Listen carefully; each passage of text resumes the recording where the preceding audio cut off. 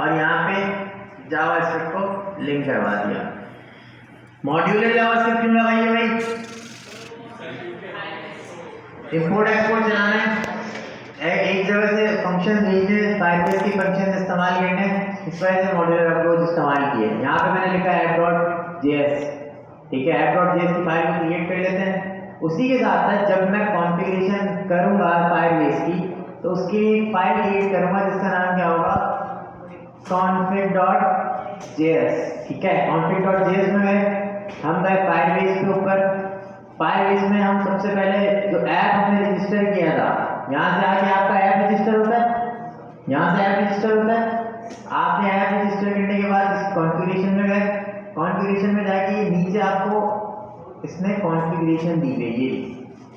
हम इस्तेमाल कर रहे हैं npm से नहीं, cdn से, cdn लिंक इस्तेमाल कर रहे हैं। क्या इस्तेमाल कर रहे हैं? cdn link. जब आप रिएक्ट की एप्लीकेशन पे जाओगे तो आप npm इस्तेमाल करोगे। अभी आप रिएक्ट की एप्लीकेशन पे नहीं हो, सिंपल जावास्क्रिप्ट हो, इसी वजह से आप cdn लिंक इस्तेमाल करोगे। cdn लिंक में इसने स्क्रिप्ट का टैग दिया और बाकी इंपोर्ट के साथ कुछ चीजें दी हैं। तो मैंने स्क्रिप्ट का टैग, क्योंकि मैं एक्सटर्नल जावास्क्रिप्ट इस्तेमाल कर रहा हूँ, इसी वजह से मैं स्क्रिप्ट का टैग नहीं लगाऊंगा। मैंने यहाँ से बाकी का इसका कंटेंट उठाया और यहाँ पे पेस्ट मार दिया। ठीक है भाइयों, कोई मसला? अभी तक कोई मसला तो बताओ सर। इसको भी रिपीट करें यार। देखो, आपने फायरबेस खोला, जहाँ से आपने ऐप रजिस्टर की थी इस पर क्लिक किया, ये सेटिंग्स का आइकन आ रहा है, इस पर क्लिक किया और यहाँ पे जनरल के अंदर ही आपको सबसे नीचे आके इसकी लिंक मिल जाएगी। ये cdn लिंक npm है, npm बराबर में आप देखोगे तो cdn लिंक है। cdn लिंक बेसिकली आपके पास जो लिंक के थ्रू चीजें आई होती है ना, उसको कहते हैं कंटेंट डिलीवरी नेटवर्क होता है, ये cdn है। तो आपके पास क्या होता है, जितना भी URL से डेटा आ रहा होता है, URL से आपके पास कंटेंट आ रहा होता है, आप उसको बोलते हो cdn लिंक है, ठीक है।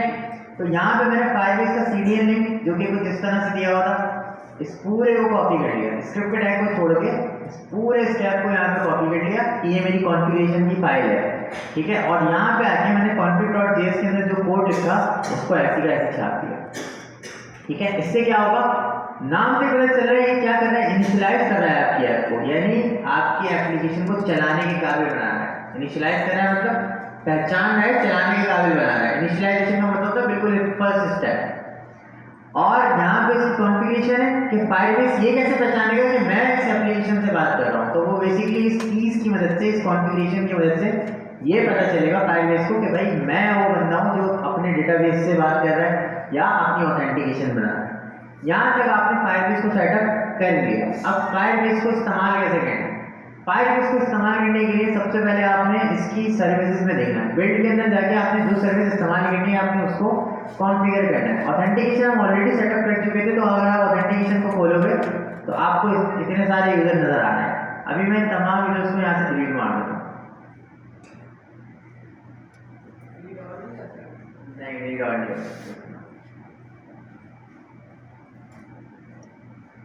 इसमें आपको एक एक यूजर डिलीट करना पड़ेगा, सिंगल हैंडेड डिलीट जाते हैं, ताकि क्योंकि वो वार्निंग देता है ना कि आज का परमानेंट अकाउंट डिलीट हो जाएगा।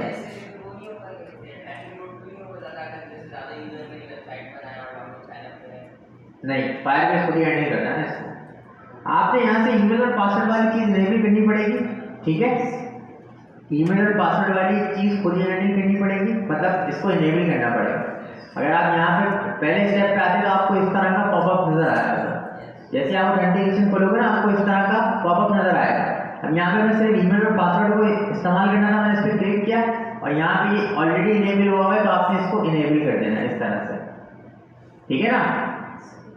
ये इनेबल करने के बाद आपने यहाँ पे आगे लिखना है यूजर्स को इस्तेमाल कैसे करना है, यूजर को लगाना कैसे। तो यूजर को लगाने के लिए आपने जाना होगा फायरबेस की डॉक्यूमेंटेशन के ऊपर। इसमें पूरी एप्लीकेशन के अंदर सिर्फ डॉक्यूमेंटेशन पढ़ना इंपॉर्टेंट है, हर चीज आपको यहाँ पे दी है। अब जो आपको वहां पे बिल्ड नजर आ रही थी वही आपने यहाँ पे बिल्ड पे क्लिक किया, आप गए ऑथेंटिकेशन पे।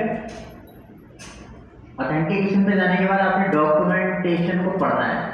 अच्छा, मैं बार बार डॉक्यूमेंटेशन को पढ़ने का क्यों कह रहा हूँ, क्योंकि देखो आपको ये पता आज फायरबेस में कुछ और कोड इस्तेमाल किया हुआ है, कल को जाके वो कोई और कोड इस्तेमाल कर लेता है, वो नई चीजें आ रही है ना, तो वो चेंजेस करता रहता है इसके अंदर। अब हमने इसके अंदर डॉक्यूमेंटेशन के हिसाब से कुछ और पढ़ा था, आपने जो डॉक्यूमेंटेशन पढ़ा वो कुछ और है। पहले जावास्क्रिप्ट का पुराना वर्जन इस्तेमाल होता था, उसका कोड लिखा होता था। अब जब जैसी चीज़ें नहीं आती गई तो अब नया कोड इस्तेमाल होता जा रहा है, ठीक है। इस वजह से आप हमेशा डॉक्यूमेंटेशन को फॉलो करना, चैटजीपीटी या और कोई सोर्स को फॉलो मत करना।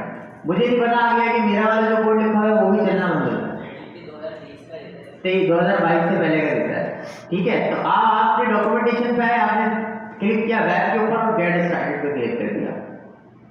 गेट स्टार्टेड पे क्लिक करने के बाद इसने बोला अगर आपने फायरबेस के ऑथेंटिकेशन को इस्तेमाल करना है, जो कि क्या काम करता है, यूजर को साइन इन करवाने के काम आता है आपकी ऐप के ऊपर, ठीक है।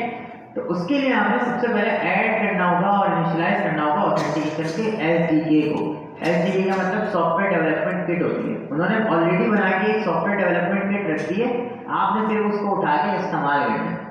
जावा फायरबेस में ऑलरेडी आपके पास चीज़ों को बना के रखा हुआ है, सिर्फ आपने उसको इस्तेमाल करना है और आपका काम चलने लग जाएगा। बात समझ आ रही? अब हम यहाँ पे आए, हमने देखा फायरबेस की ऑथेंटिकेशन को इस्तेमाल करने के लिए सबसे पहले मुझे इंपोर्ट करना पड़ेगा गेट ऑथ को। सबसे पहले इंपोर्ट करना पड़ेगा, फायरबेस की एक सर्विस है गेट ऑथ, ठीक है। उस ऑथ को इंपोर्ट कर रहा है, ये इंपोर्ट कर रहा है एक फंक्शन को जिसका नाम क्या है, गेट ऑथ। इसको कर रहा है फायरबेस/ऑथ से, फायरबेस/ऑथ से। अब मैंने देखा कि भाई अगर मेरे पास फायरबेस/ऐप की जगह पे firebase-app.js है, तो मैं यहाँ पे जब ऑथ इस्तेमाल करूँगा तो मैं इसी लिंक को अगर कॉपी करूँ, इसी लिंक को मैंने कॉपी किया, ठीक है। यहाँ पे फायरबेस ऐप की जगह पे मैंने क्या लिख दिया, ऑथ लिख दिया। ऑथ लिखने के बाद यहाँ पे कौन सा वाला फंक्शन इंपोर्ट करना था, गेट ऑथ का। मैंने इस वाले गेट ऑथ के फंक्शन को कॉपी किया और यहाँ पे लाके पेस्ट मार दिया, सेम कोड हो गया। तो यहाँ पे इन्होंने कोड दिया था इंपोर्ट करो गेट ऑथ को फ्रॉम फायरबेस ऑथ, तो मैंने यहाँ पे इसको चेंज करके कर दिया get import get auth from, और ये पूरा लिंक वैसी का वैसी, बस यहाँ पे आके मैंने इसको ऑथ से रिप्लेस करा दिया, ठीक है भाई। अब नेक्स्ट स्टेप इन्होंने क्या बोला था, इन्होंने बोला था आप ये फायरबेस की कॉन्फ़िगरेशन लिखो, क्योंकि हम ऑलरेडी लिख चुके हैं, ये हमारी कॉन्फ़िगरेशन सही है। उसके बाद इन्होंने बोला कि आप इनिशियलाइज करो फायरबेस के ऐप को, तो हम इनिशियलाइज ऑलरेडी कर चुके हैं, सही है ना भाई। ये वाले स्टेप हमने ऑलरेडी कवर कर लिए हैं। उसके बाद इन्होंने बोला इनिशियलाइज करो फायरबेस की ऑथेंटिकेशन को, ताकि आपका रेफरेंस बने सर्विस के हिसाब से।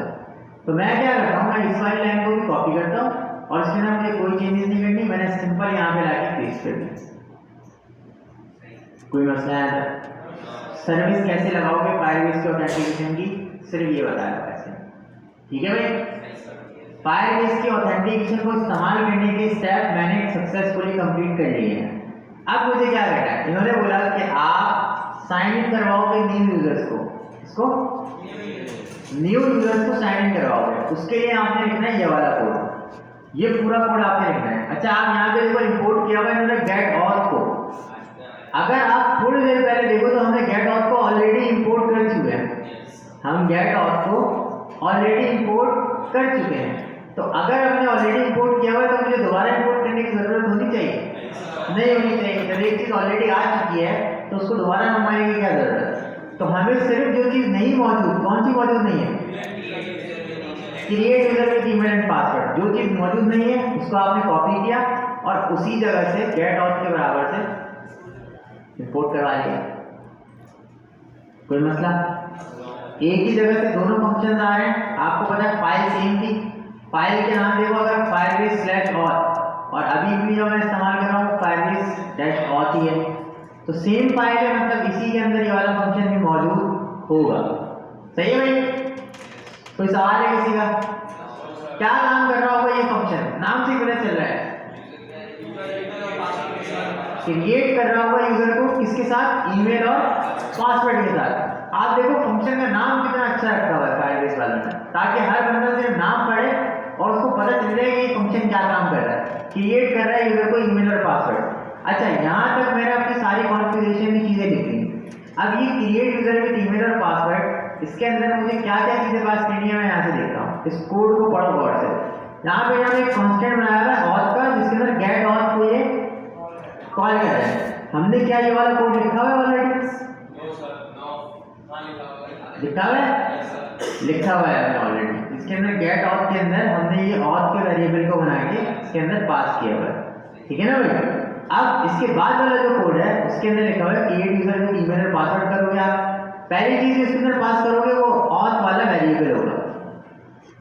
पहली चीज जो इस फंक्शन को इस्तेमाल करने के लिए आप पास करोगे वो क्या होगा, ये वाला वेरिएबल होगा।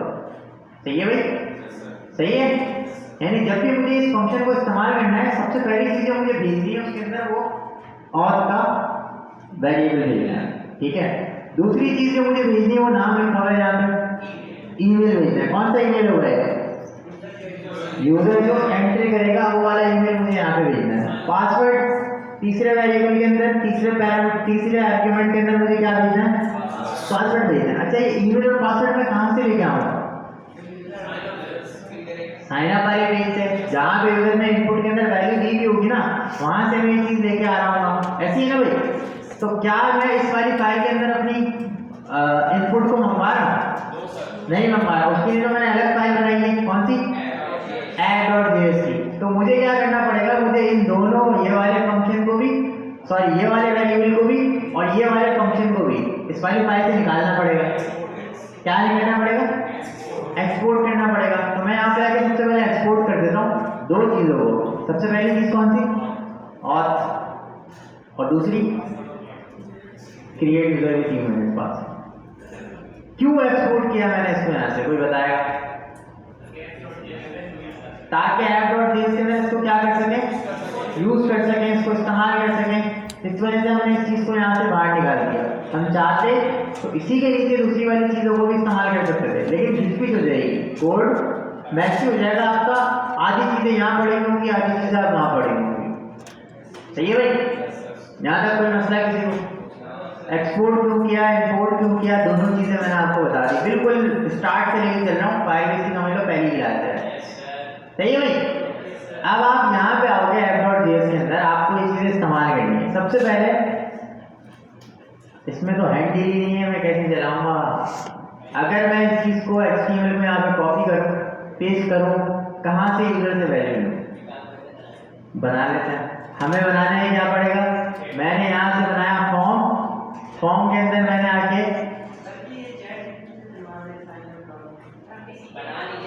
और नहीं ना, तो फिर लंबी कैसे होगी, क्लास का टाइम कैसे जाएगा। फॉर्म क्रिएट कर लिया, ये लो भाई, ये लो बेकार बोल लो यार तुम। अच्छा चलो एक काम कर लेते हैं, ये लो, मुझे फॉर्म की UI बना कर दो मॉडर्न डिजाइन के साथ, यूजिंग टेलमेंट CSS।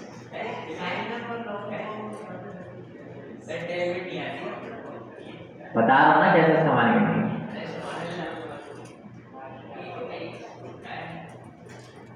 अरे सोच में क्यों पड़ गए।